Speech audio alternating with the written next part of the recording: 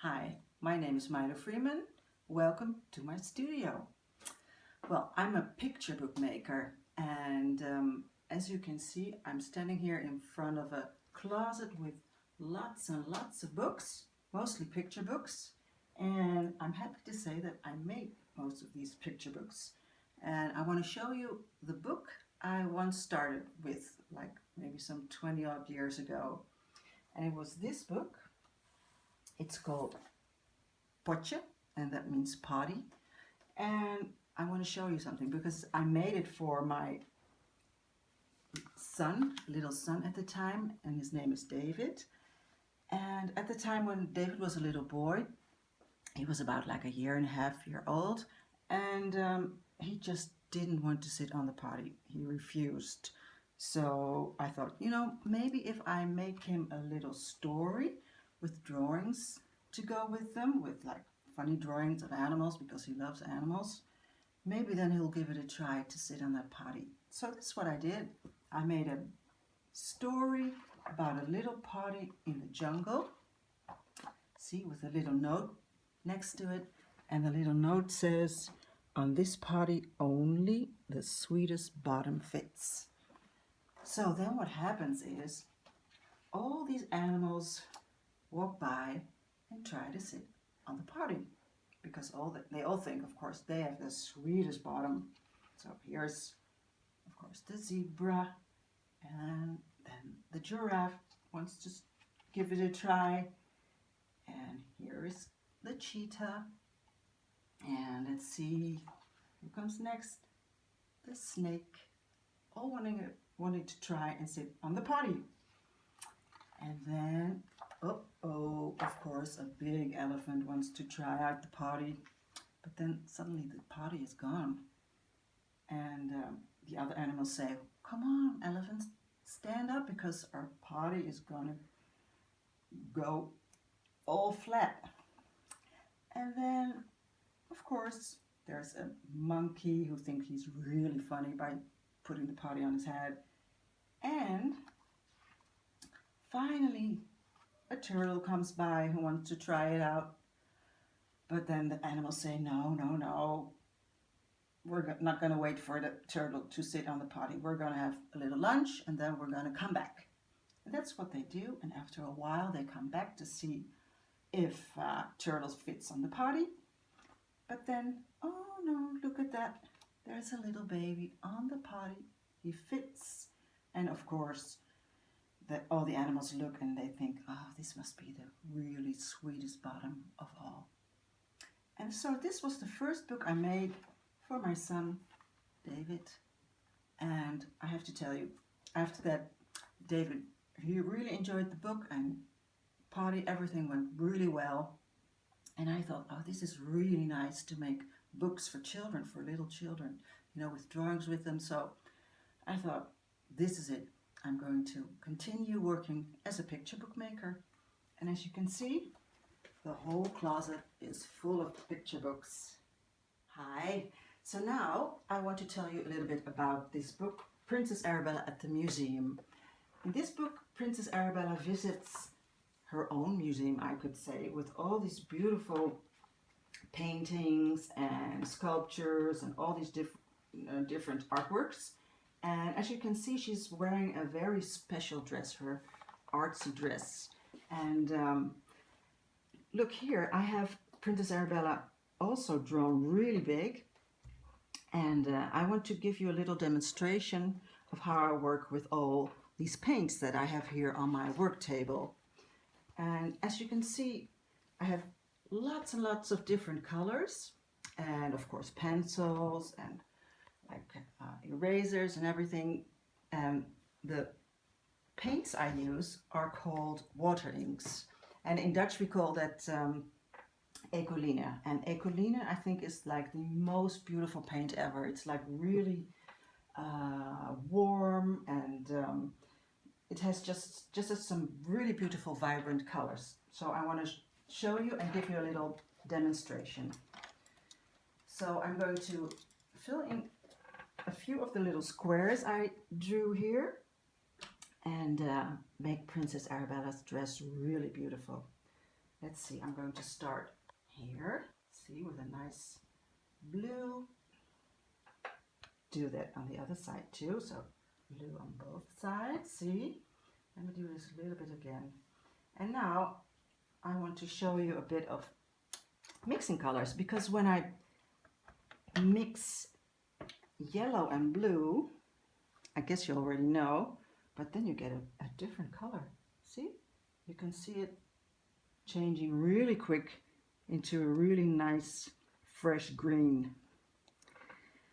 So that's the blue and the green. Now, first I have to clean my brush really well, because otherwise there will be a little bit of blue stuck on it. And I'm going to start off with a different color. Let me see, maybe, yeah, I think the orange would be really nice. See? And her dress, as it is in the book, is based on paintings of a really famous Dutch painter that is called Piet Mondrian. So this is her Mondrian dress. Now this is a really deep dark blue, see? So, and then it might be nice to just throw or drip a couple of water drops in there, see? And then you can also see a nice structure coming up. You can see it even better if it's dry, but this is all to just make the dress a little bit more pretty. So now that's the dark blue. Let me go back to a really beautiful, sort of a dark pink. Also call it fuchsia. Fuchsia. And so if I would throw in a little bit of yellow in here or on here, let's see what happens then. Yellow on the fuchsia. Oh, look at that. It becomes a little orange, see? Okay, let me see, what else have I got? See, clean the brush first, right there. And let's see, I'm going to use a little bit of, yeah, let's see. Ooh, that's a really dark purple, see? So one more technique I use a lot that I want to show you is using salt, sea salt actually. And I have a little box here of sea salt, look. It's like really sort of big grains of sea salt. And when you sprinkle it over the water inks, when it's still wet, it has to be wet, see? You can see a really nice structure appear. It's almost as if the salt sort of takes away the color a bit, see? Now it has to dry, and then it looks really nice. I can show you later on some salt I use in the illustrations for the books I make. So, a nice, maybe a nice green, yeah, really fresh green. See? That might be nice too. And then I think her dress is almost as pretty as the dress she's wearing in the book. Yeah. Let me see, just finish this. And then I think we're there. Maybe some more little water drops. And then I think for now her dress is ready for the ball. Right? Mm-hmm. Hi, so now it's time to tell you about the book I made especially for this Children's Book Week. And the book is called Tweeling, which means twins in English. And I want to tell you a little bit about the idea I got for this book, because I saw this post on internet about these two little guys, Miles and Tanner. And the post said that they are best friends, and actually they're such best friends, such good friends that they feel like twins. And I thought that was just such a beautiful little story. I thought this is what I'm going to make my picture book about. So now I'm going to read you the story about twins. And in real life they're called Miles and Tanner, but I called them Robbie and Roof. Robbie and Roef love doing everything together. They make drawings together, do puzzles together, walk the dogs together, and when they play with the knights, they do it together, of course.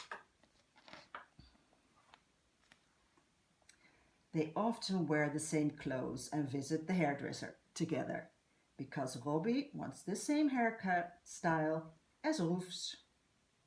And look, I think the dog is also going to the hairdresser. Today, all the children can come to school in a costume. And not just any costume, but dressed as someone from history. Robbie and Roef know right away what they want to be. They'll go as knights, of course.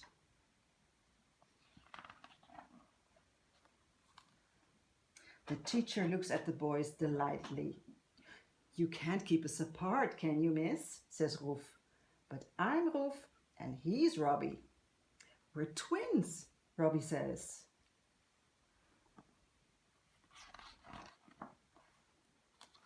Suddenly the teacher has a great idea.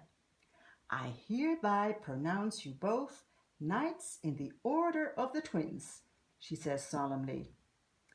Robbie and Roef beam with pride.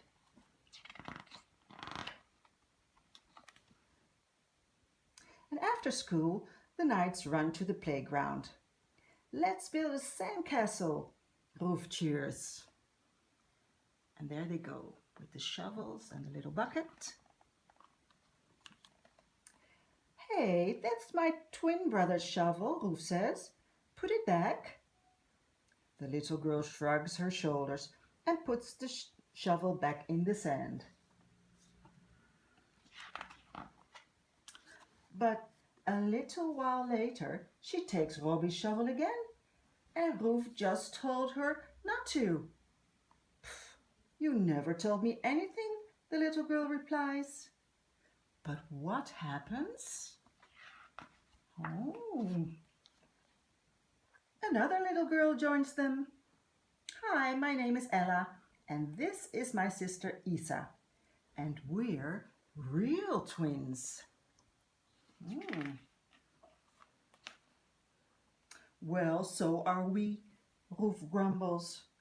"We're both knights, and we love dogs more than anything. Our names both start with an R. And," Robbie adds, "our birthdays are on the same day, and that happens to be tomorrow." Ella and Isa decide that Robbie and Roef must be twins after all. And look, suddenly there are shovels enough for everyone. Look, the dogs were already digging and sniffing the shovel, see? So now there's shovels enough for everyone. And the next day, then there is enough cake for everyone. And look, it's a big birthday cake. And everyone looks really happy. Presents and cake. What a perfect ending to a story. So this was the story of Robbie and Roef. And I want to show you just a little while Miles and Tanner again, the boys that I based this story on.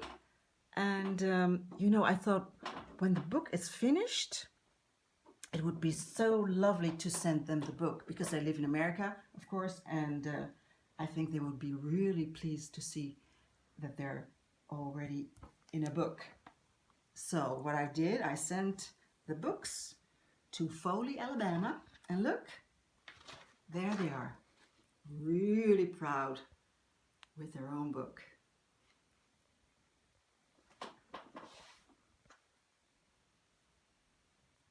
So thanks for your virtual visit to my studio, and I'll be talking to you soon. Bye.